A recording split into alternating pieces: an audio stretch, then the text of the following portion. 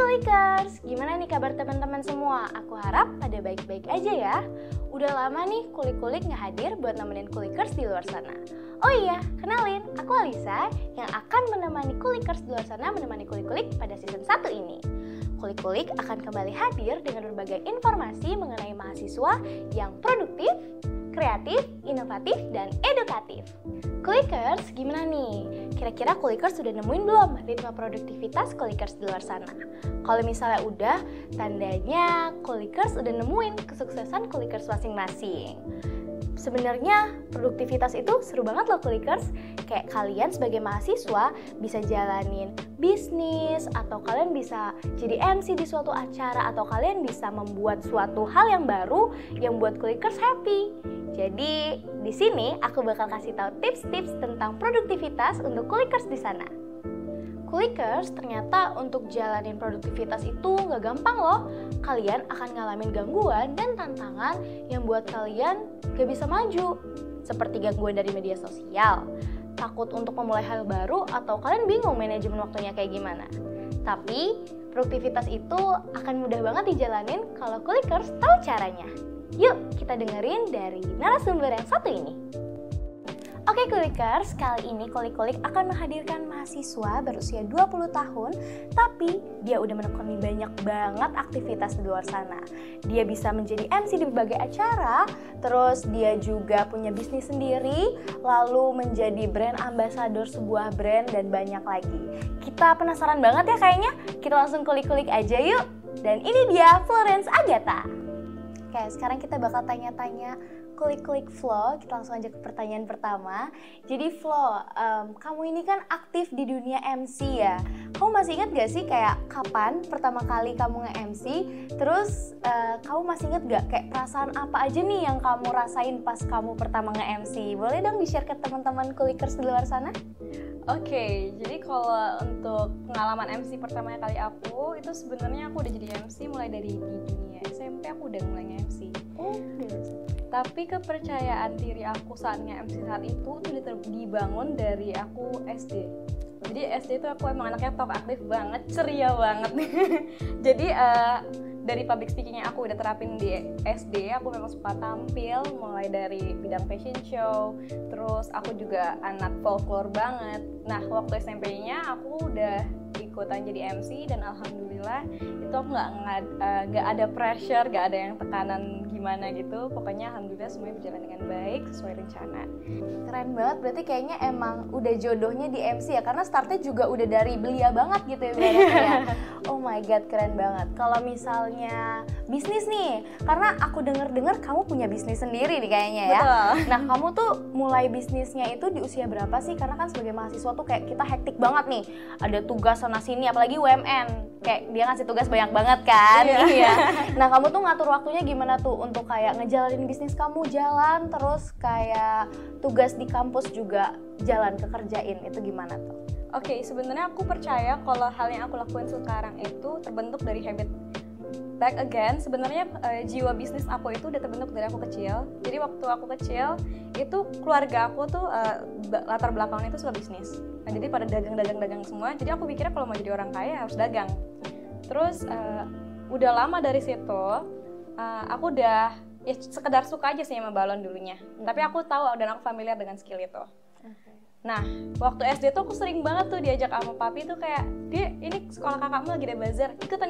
Jadi aku dilatih untuk berdagang di situ.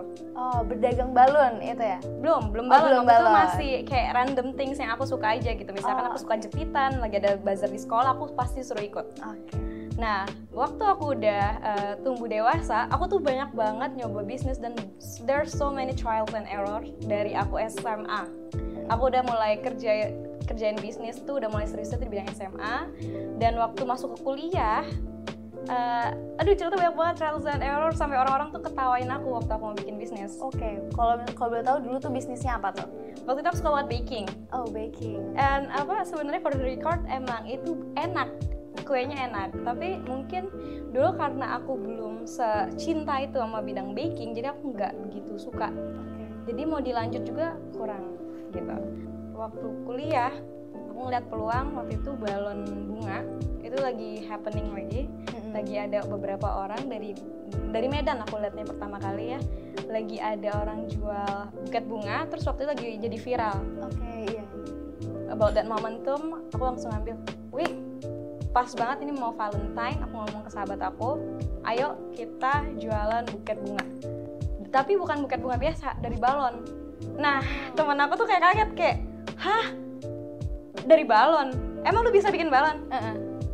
Bisa dong. Terus kamu gimana tuh kayak cara buat balon jadi bunga tuh gimana kamu belajarnya tuh? Apa karena dari kecil sebelumnya kamu udah punya skill yang familiar dengan bisnis kamu sekarang atau kamu belajar lagi gitu?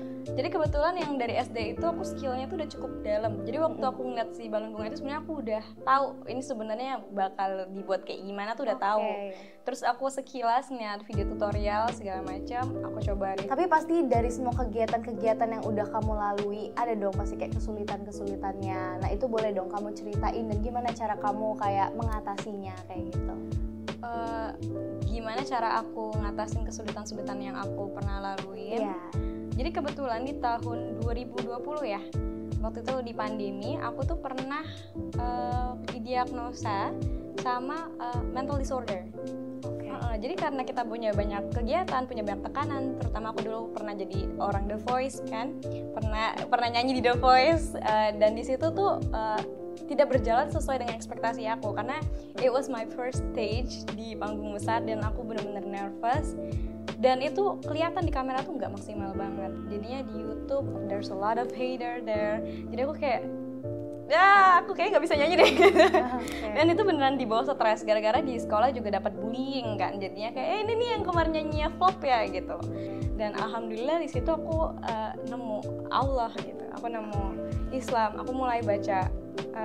Katanya Quran itu pedoman.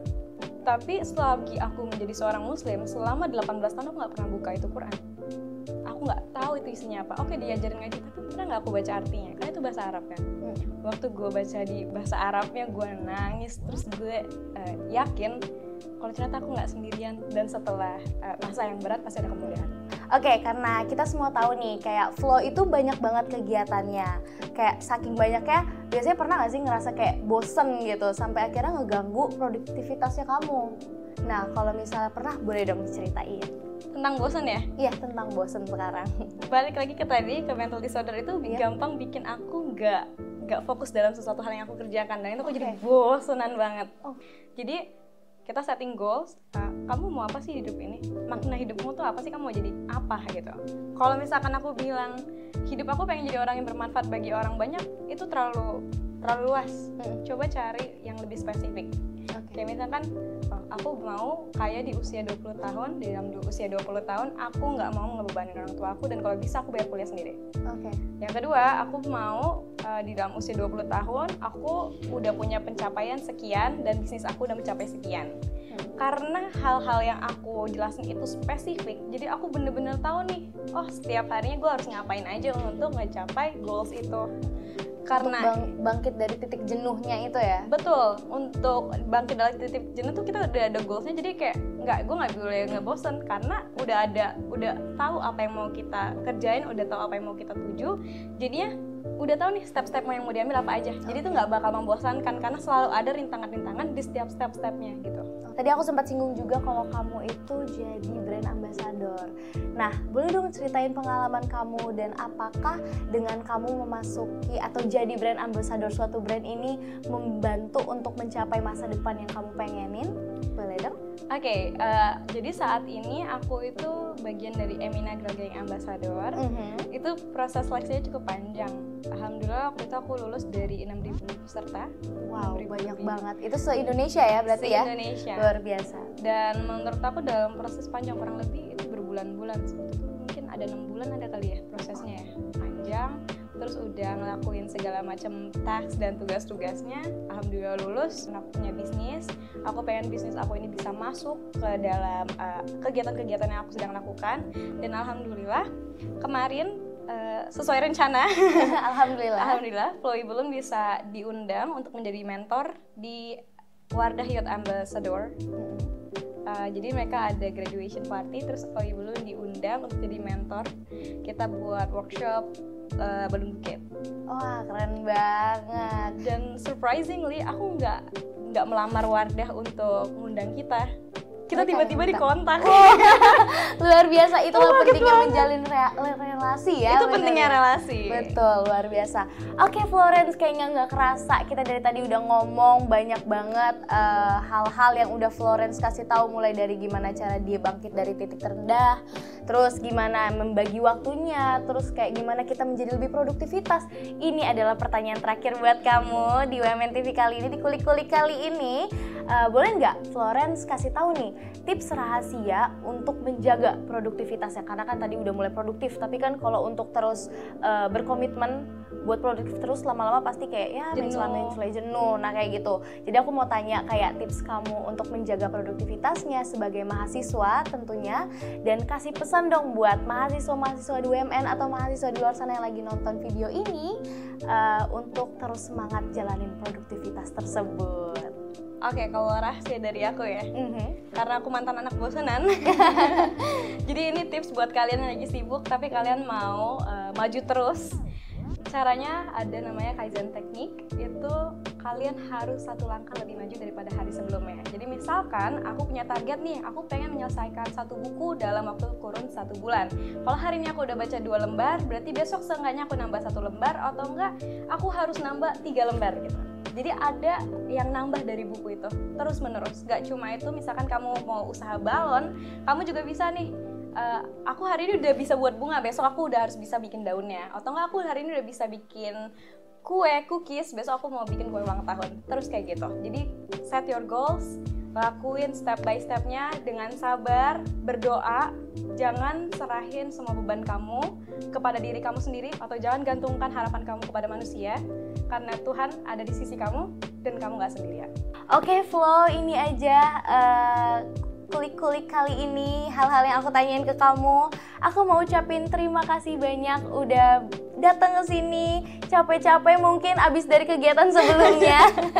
Udah disempetin buat datang di kulik-kulik kali ini, dan semoga kulikers yang nonton video ini jadi bermanfaatan buat kalian semua ya. Terima kasih kulikers, bye.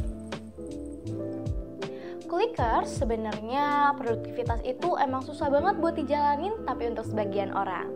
Kalau bisa kulikers niat, konsisten, dan komitmen buat ngejalaninnya, aku yakin pasti kulikers bakal bisa buat jalanin produktivitas. Nah kulikers, tadi kita udah bahas mengenai produktivitas bareng Florence. Tadi kita tahu mengenai tips pembagian waktu, cara bangkit dari titik jenuh, dan lainnya. Aku harap ini bisa membantu kulikers di luar sana ya. Semoga kulikers tetap enjoy dan semangat terus untuk jalani produktivitasnya. Oke kulikers, sampai sini dulu ya perbincangan kita di episode Kulik-Kulik pada hari ini. Oh iya kulikers, jangan lupa tontonin terus Kulik-Kulik di YouTube channel UMN TV setiap hari Jumat. Sampai jumpa di episode berikutnya. Bye kulikers!